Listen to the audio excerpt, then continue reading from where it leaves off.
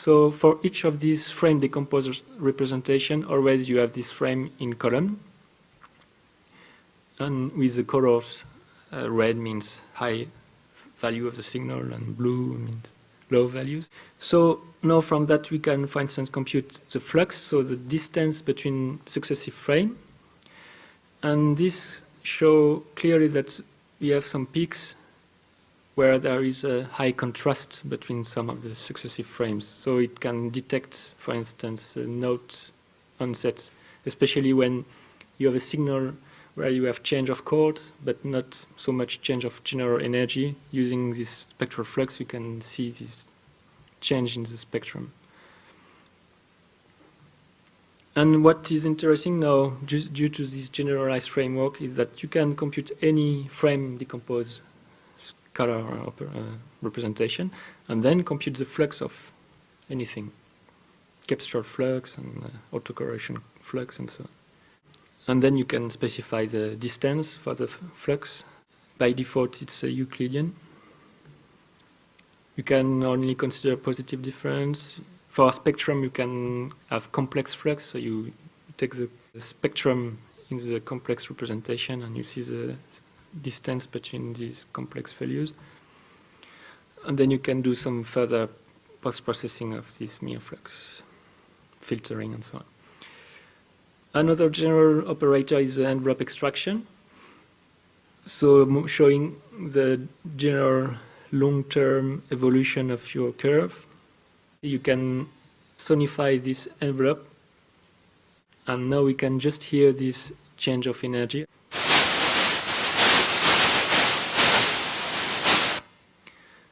And we have removed all the spectral components because it's a white noise modulated by this envelope.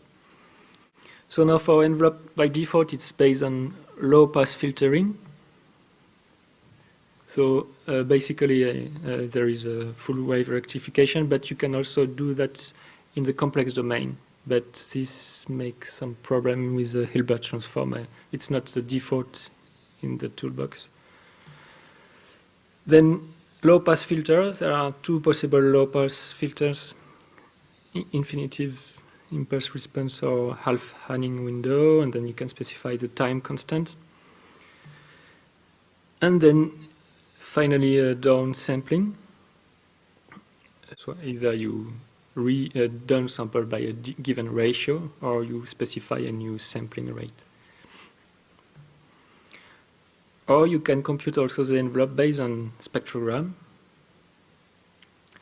So by default, it's just you have the spectrogram, and then you can finally, in the end, resum all the bands. But you can also you see the spectrogram in the male bands, in the bark bands, in the sense, decompose into sense.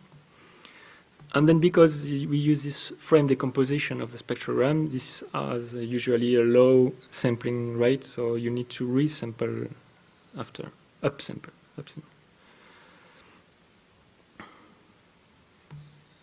And then you can perform some post-processing operations such as half wave, or centering half wave, just taking the positive lobe, taking the differentiation of the envelope to see burst of energy, and taking the positive difference, and this is very useful for tempo estimation, for instance.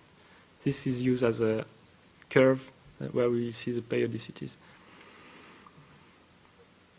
And yeah, okay, power transformation, normalization, averaging, and so on, filtering.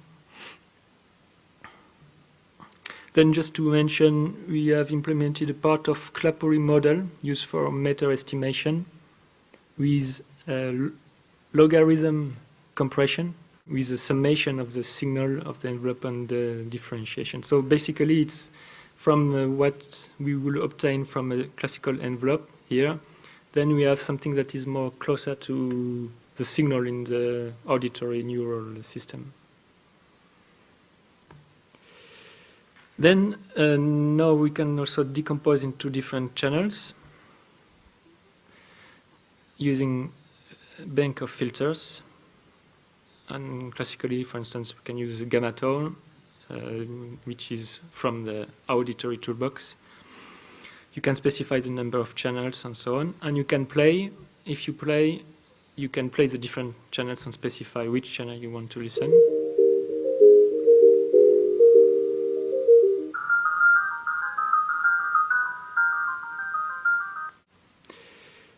Another example used for the pitch extraction is just two channels, low pass and high register. Then you can propose manual filter bank decomposition where you just specify the frequency different borders. So for instance here you can have one channel from 44 to 88 Hertz, then another from 88 to 176 and so on. And if you add minus infinite, it means the first one is a low pass filter, and if you add infinite, it means that the last one is a high pass filter. And there are examples already available based on Merrill, Bach, Scherer, and Clapuri. So now we add this filter bank decomposition. Then we can have any analysis such as envelope extraction. So when you say mirror envelope of this, you will get the envelope for each different channel. And then you can sum back.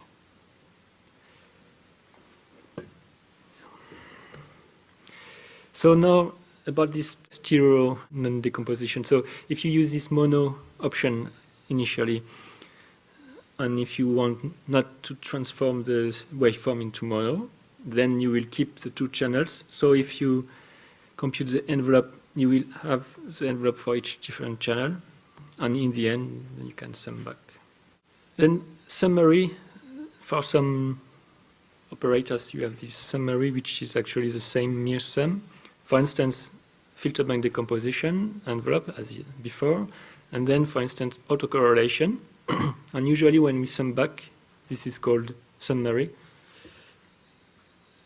And but it's the same summation.